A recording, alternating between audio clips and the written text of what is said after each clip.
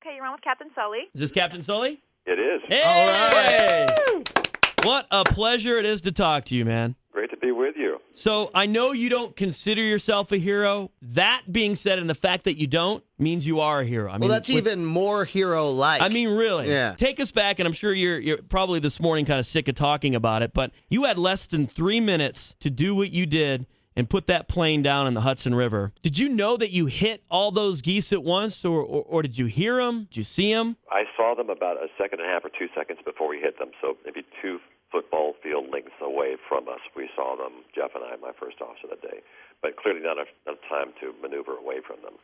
And then when we hit them, it was obvious to me what had happened. We could feel the vibrations, hear the noises of the engines being damaged by the big birds going through them. We felt and heard the thump on thuds of the airplane being hit by birds all across from left to right, top to bottom. And then the thrust loss was so complete, so sudden. It was obvious to me within seconds that exactly what had happened, why, and how bad it was going to be, that it was going to be the challenge of a lifetime, worse than anything that had ever happened to me in an airplane for 42 years. You trained for this, no question, because I have a buddy who's he's a pilot, and he tells me stories, and I know you guys trained for this, but at that moment, so you realize, boom, you've got no power, barely any altitude. Can you remember what was going through the mind? Oh, I remember very clearly. Well, first of all, we had certainly trained in our annual training for lots of things, and we had trained in our flight simulators for portions of what we had to experience that day, but never in even the most extreme, demanding training scenario had we practiced everything that went wrong that day at once at such a low altitude with so few options. So what we experienced was really not something we trained for, but we have learned how to train to solve any problem that we might encounter. We learn how to solve problems. We learn how to fly the airplane and analyze the situation and take appropriate actions using the priorities that we've learned over years of training. So that's what we did that day. But my first 2 conscious thoughts in the first second or so were very human ones, rooted in disbelief. My first thought to myself was, this can't be happening. And my second thought was, this doesn't happen to me. In other words, all my flights are more or less routine and things I can easily handle.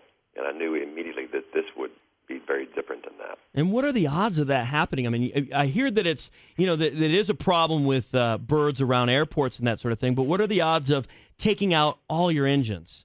Well, they're astronomical, literally. I mean, it's very small. That it's very rare for an airliner to lose all the thrust on all their engines. And in history, when it's happened, it's usually an inadvertent volcanic ash encounter that clogs the engine inlets, or it's some kind of a fuel leak or some kind of a fuel problem that results in either exhaustion of fuel or fuel not getting to the engines.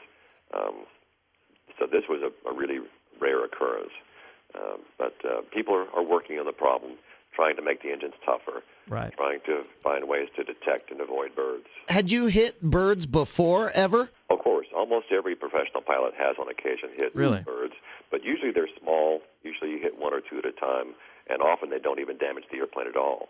But this, of course, was completely different. We encountered a large flock of Canada geese, and these are birds with 6-foot wingspans weighing up to 10 or 12 pounds. Yeah, you hit a pack of dogs. and I could feel and hear the thumps and thuds of the airplane being assaulted by the birds from side to side, and a couple of geese in each engine just damaging them severely, irreparably. If you missed the beginning of the interview, this is Captain Sully, Miracle on the Hudson, the pilot that put the plane down on the Hudson River. Obviously, you're a household name now. Seen you on TV and heard you on the radio. And I've wondered, because this was a life-threatening, could have been just a catastrophic ending, you came out of it being such a hero. I've wondered if you could go back and have this thing just never, ever happen, would you? Well, I've thought about that a lot, and people have asked me that question. And for many, you have to realize how traumatic this event was for everyone on the airplane and their families. I'm afraid to fly when nothing happens. Me too. For many months afterward, if my family could have wished it away, they would have. It was that intense. But I should say that my real answer is that, of course, I would never choose to put everyone on the airplane through that trauma again, even though I knew we had a good outcome. So I think if I could have made it so it never happened, I would, just because I wouldn't want to put people through that. However, I will say that My first officer that day, Jeff Skiles, and I are working very hard to use this notoriety for good to make improvements in airline safety in our profession in every way we can because of it. So I think it's going to be a net positive. We're certainly trying to make it that way. This is proof in the pudding to respect and to pay our pilots well, because these airlines, because again, I've got a friend who is a pilot, and I remember kind of going through this with him when they were trying to kind of lowball these pilots, they're glorified bus drivers. It's like, are you kidding? What these guys have to deal with, and this is right here. This is exactly what we're talking about. Well, I think this is a reminder of what's really at stake. I mean, we make flying look so easy and convenient, but it's not. It's doing this requires a lot of skill and dedication and judgment. If it were easy, anybody could do it, and that's not the case. Well, and in your case, ice water in the veins. And what was it like going back? Because you took a little time off, obviously, but when you went back into the cockpit for a little bit before you retired, what was it like? It was like coming home. It felt very familiar. Of course, I've been doing it all my adult life. And, of course, when I came back to work, I made it a point to fly again with the first officer I flew with on January 15, 2009, Jeff Skiles.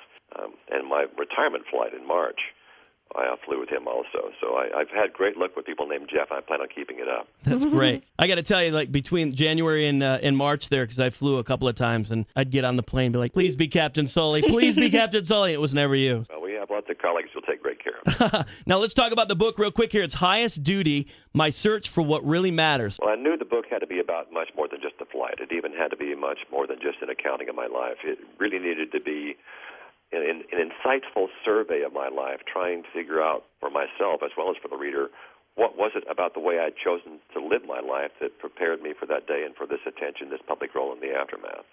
And I wanted to do it in a way that when I was surveying my life, it would cause the reader to reflect on their own lives and see how many things in common we have that are really just human qualities if we choose to use them. It's a reminder of, even in difficult times, of the potential for good that still exists not only in the world but within each of us. Sounds like you might have a little guilt on, choosing the career that you chose because it took you away from your family. Is there a little guilt that you were kind of battling with? Well, I'm not saying it was guilt, but I certainly understood, even as I was doing this career, that ultimately the way it had changed, that it was coming at a cost for me and my family. That even though I was following my passion and doing something I cared about greatly, that as the career had been degraded, over the last 30 years, that it was coming at a cost for me and my family in terms of the quality of life and the amount of time I could spend at home. And now that I've retired from the airline, I'm still very busy doing all my other projects, but I'm able to work from home quite a bit too. And I've got teen girls, and I've got a couple of years until they're in college and on with the rest of their lives. I'm trying to make up for lost time and not lose any more. Well, and everything happens for a reason, and this is the reason, man. You had to be in the cockpit that day. Hello? Did we lose him? Did they seriously cut him off? They cut him off. No way. They beeped through once, Yeah. and then they called my cell phone just now. Man. All right, well, the book is Highest Duty, My Search for What Really Matters, Captain Sully. So That's what happens in radio when we go too long. we went a little too long, but it was worth it. It was good.